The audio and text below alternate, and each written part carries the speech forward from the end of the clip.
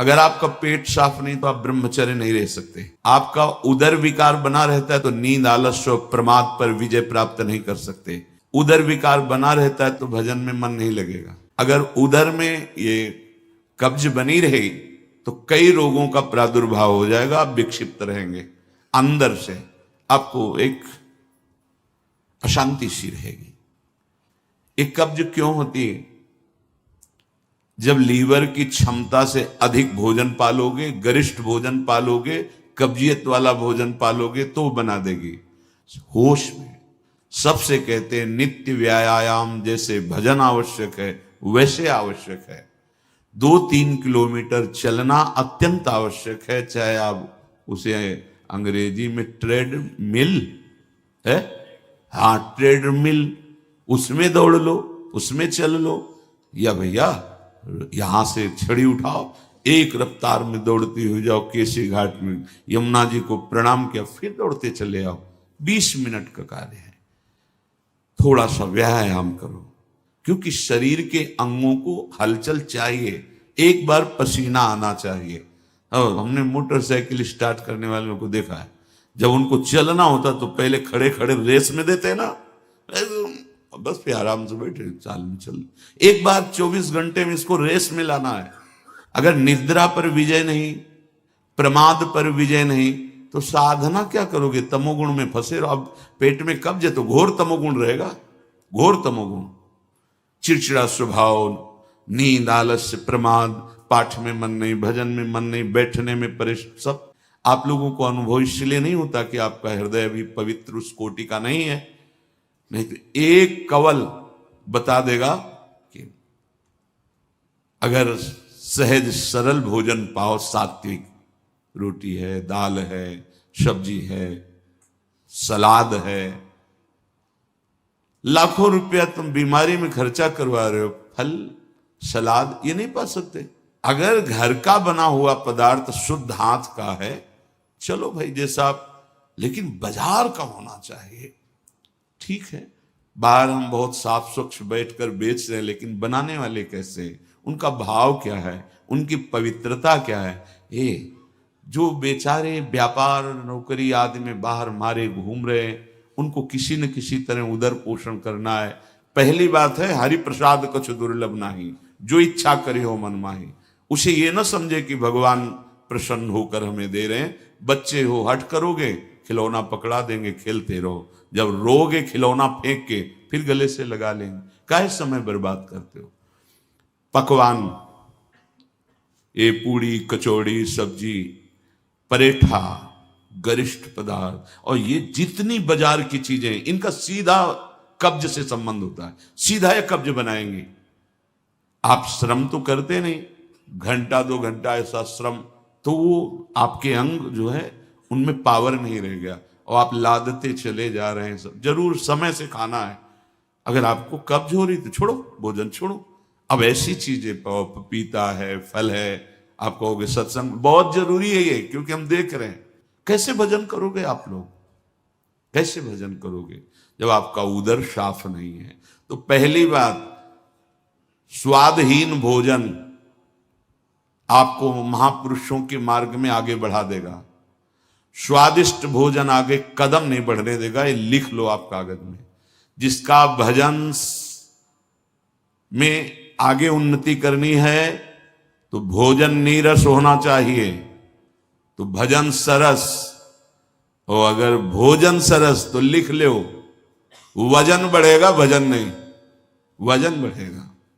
बढ़ते चले जा रहे हैं, क्योंकि व्यायाम नहीं, किसी भी तरह की कोई ऐसी श्रम वाली क्रिया नहीं।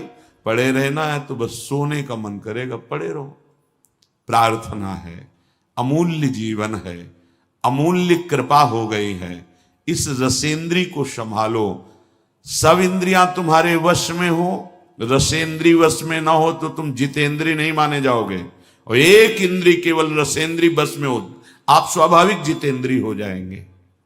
महापुरुषों ने भजन के लिए सर्वस्व त्याग किया है, और हम भोजन के लिए भजन का त्याग कर देते हैं, श्री जी के चिंतन का त्याग। देख लो, आप देख लो। और जितना भोजन आप पाते उससे आधा लेना है आपको। इतने बड़े महापुरुष भोजन की बात कर रहे, भगवान कर युक्ताहार विहार से, तो आधा पेट भोजन गिन लो आप, अपनी रोटी और सब्जी और सब। ऐसे नहीं कि रोटी में तो गिन के चल रहा है लेकिन और अगले पदार्थ जो हैं वो नहीं। कमी नहीं है हमारे भगवान के दरबार में, और न संसार में पदार्थों की कमी है, लेकिन तुम में कमी हो जाएगी, तुम्हारा जीवन भजन विहीन हो जाएगा। मेरी प्रार्थना मान लो प्यारे, अगर जैसा आदेश हो रहा है ऐसा भोजन, तो भजन का नशा बढ़ने लगेगा। आप देखो तो अपने लोगों को तो जीवन का अनुभव यही रहा है। अगर आप ऐसे ही, तो कैसे भजन हो पाएगा? क्योंकि आपको तो अनुभव है नहीं कि इसका क्या प्रभाव पड़ रहा है।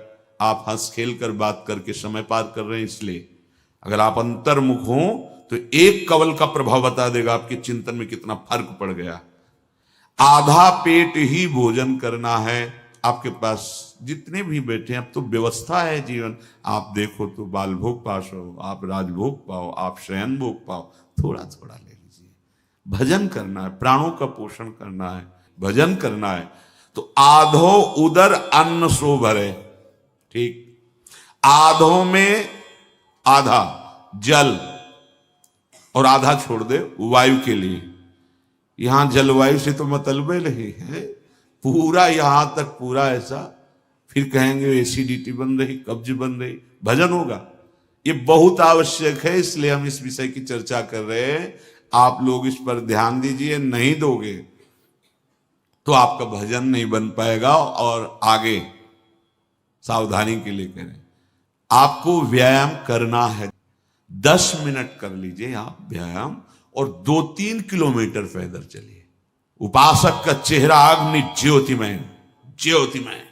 ऐसा नहीं कि वो सांवला रंग है तो खिल नहीं पा रहा, नहीं, ब्रह्मचर्य और नियम, ऐसे कमल के फूल का जैसा चेहरा हो जाता है, उसका खिल जाता है चेहरा। मुख प्रसन्न तन तेज विराजा, कीन्हे से रामचंद्र कर काजा। आधा अन्न और जो आधा बचा उसमें आधे में जल, 3 लीटर जल प्रत्येक शरीर को चाहिए ही चाहिए। उससे शरीर की गर्मी तेजाब लघु शंका से निकलती है और वो कब्ज तोड़ने में सहायक होता है। प्रातः पहला जल बिना कुल्ला किए पीना चाहिए, बिना स्नान आदि किए, शौच के पहले जो हमें जाना है, तो हम उसे नियम दिए कम से कम 500 ग्राम, इसके ऊपर आप जितना ले सके जल, वो भी गुनगुना, मतलब थोड़ा अच्छा गर्म होना चाहिए कि आप आराम आराम से पी सकते हो, पर गर्म है। और वज्रासन में बैठ के, अभी देखो कब्ज नष्ट होती है कि नहीं, बहुत जिसकी कब्ज बन रही, रोज शाम के गर्म जल या गर्म दूध से बताया है कि आप 1 चम्मच छोटी हर पिसी हुई, 1 चम्मच ईशबगोल की भूसी महीनों लो, सालों लो, वो आपकी आंतों को परिपक्व करके फिर ऐसे कर देगा कि फिर आपको औषधि नहीं चाहिए। ये बहुत साधक के बचाव पक्ष की औषधि है।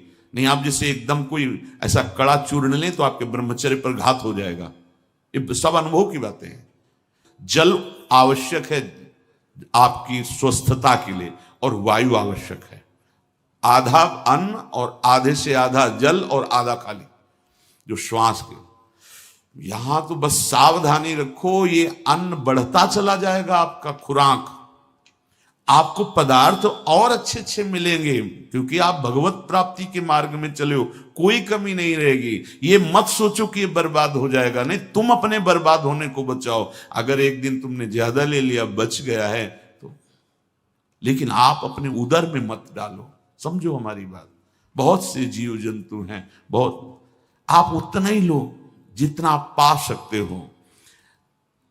अरु जो परालब्ध शो आवे, ताही को सुख शो बरतावे। भगवत इच्छा से जो आपको मिले, रूखा सूखा, आपकी इच्छा नहीं होनी चाहिए। देखो, इच्छा नहीं है, इच्छा रहित होकर के कुछ भी मिल जाए वो आपको बांध नहीं पाएगा, पक्का। और अगर पकवान आदि मिलता है तो जितना भोजन पाते थे उससे भी आधा कर दीजिए, कभी नुकसान नहीं होगा। लेकिन जितना हम भोजन पाते हैं, जब पकवान आदि मिलते हैं तो उससे डबल कर लेते हैं। बुद्धि है, इसको दबकाओ। कुछ नहीं, उन्हें पूरा जीवन हो गया खाते खाते। बड़ा समझो समझो, हम भगवत भजन करने के लिए आए हैं। पूज्यपाद सिउड़िया बाबा जी महाराज, जब उनको भगवान नर नारायण ने उपदेश किया भगवान शंकर जी के मंदिर में, उस दिन से वो अध्यात्म स्थिति प्राप्त करने के लिए एक कवल पाते थे। एक कवल सिर्फ 24 घंटे में, ऐसे ऐसे सन वाली रोटी और इतना जो बोला, एक प्राण पोषण के एक कवलन अस्थिमात्र हो रहे से छवि लगी कुटिया में, 18 घंटे पद्मासन में, वर्षों सोए नहीं, लेट करके ऐसे रख लेते ऐसे, और बस उसी में थोड़ी देर ऐसे फिर बैठ गए। मेहनत की इन महापुरुषों ने, शरीर राग, इंद्री राग, भोग राग, इनको विध्वंस कर दिया, तब ऊंचाई पर चढ़े। वैराग्य रहित जीवन में विषयानंद लेते हुए भगवदानंद नहीं मिलता। विषयानंद त्यागी को ही भजन का अनुराग और दिव्यताएं आती हैं। तो जो आपको प्रारब्ध से मिले उसमें बुद्धि रखनी। स्वादिष्ट और पकवान पदार्थ ही केवल अगर है हमारे भोजन में, तो जितना भोजन पाते हैं उससे आधा पाएंगे, और एक बार उपवास करेंगे, दूसरे टाइम पच जाएगा। आप लोग सावधान रहिए। जितनी सुविधाओं के भोक्ता बनोगे उतना ही अंतः स्थिति में तुम कमजोर होते चले जाओगे। आप भी बहादुर हो, संसार के मार्ग का त्याग करके, विषयानंद का त्याग करके भगवदानंद में चले हो तो चलो। इच्छा रहित कुछ भी पाओगे, बंधोगे नहीं। जो प्रारब्ध सो आवे, ताही को सुख सो बरतावे। सुख पूर्वक जितना पचा सकते हो या जो स्वीकार करो, वो केवल होश में विवेक के द्वारा प्रारब्ध के अनुसार भोगा सकते हैं, लेकिन वो भोगवाने के लिए विवश नहीं करेंगे। विवेक के द्वारा आप उनको भोगो या दूसरों को त्याग करके दे दो। तो आपके सामने प्रारब्ध वशात आया, भगवद इच्छा से आ गया, अब भोगो या ना भोगो ये तुम्हारे ऊपर की। अगर भोगे तो योग से वंचित हो जाओगे, और अगर त्याग कर दिए तो शांति पद में, त्यागात शांति अनंतरम, शांति पद में स्थित हो जाओगे। सुख है तो त्याग में है, वैराग्य में है। भगवदानंद का सुख भोग में नहीं है, राग में नहीं है। इस बात को अच्छे से देखो। समय बर्बाद करते चले जा रहे हो। दिव्यताएं नहीं, जो अध्यात्म की ऊंचाई की दिव्यता है वो आना चाहिए। आपने जीवन समर्पित किया है, आप में रंग आना चाहिए। कैसे आएगा? आप दूसरों के दोष देखते हैं, आप निंदा करते हैं, चिड़चिड़ा स्वभाव है, नाक में गुस्सा रखी हुई है। जो मन आए सो, हमारी जो बुद्धि निश्चय करे सो सत्य। ना गुरु के वचन सत्य, ना शास्त्र के वचन सत्य। तो ये संसारी पुरुष का लक्षण है, ये उपासक का नहीं है।